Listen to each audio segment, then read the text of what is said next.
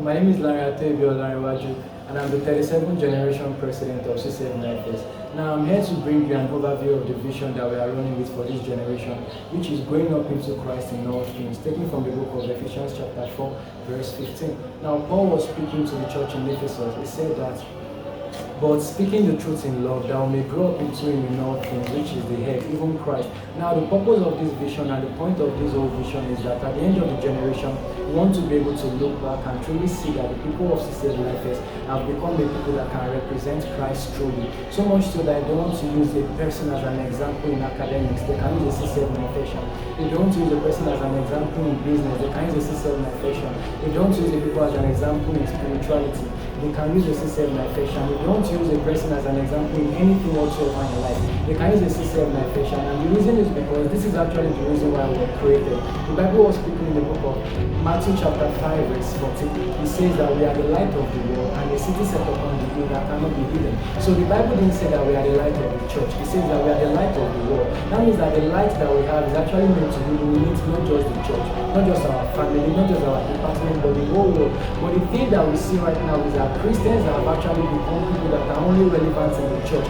Now the average believer, his own boldness and his own boasting is that he can pray and fast and read the Bible. However, that same believer is failing in life. That same believer is failing in school. That same believer is failing in career, is failing in business, is failing in family. That is not what we want to see, because it's time for us to actually change that narrative. The idea of Christ for coming into us is so that we can become examples for our world out there. We cannot disciple a world that we are lower than. We cannot disciple a world that we are also subjugated and subject to.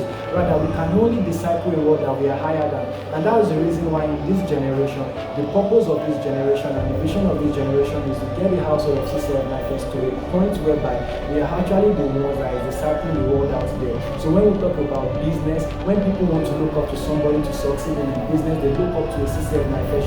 When we talk about finances, they want to look up to somebody to be financially prosperous, to look up to a CCF-NIFES. When we talk about academics, they want to look up to somebody to be academically excellent, they look up to a CCF-NIFES. When we talk about family, or even relationships, they want to look up to somebody to learn from, they look up to a CCF-NIFES. I think it is a high time for us to actually get to that point in the body of Christ, whereby Christians truly become the answer to the prayers of the world and not the prayer that actually need answers. I think it has become high time for Christians to become the solution to the problems of the world, not just another problem that we need a solution to. I think it's high time that Christians become the light to the darkness in the world, and not another darkness that needs light to be illuminated in. So this is what we are going to do in this generation, and I actually encourage you to actually be a part of us, because the only way that you can be a partaker of this vision, and the only way it can find an expression in your life, is if also you become one of us. So if you are already a CCF-NIFES, please, I encourage you to take everything you are doing this generation seriously, because that's the only way that you are going to see the result.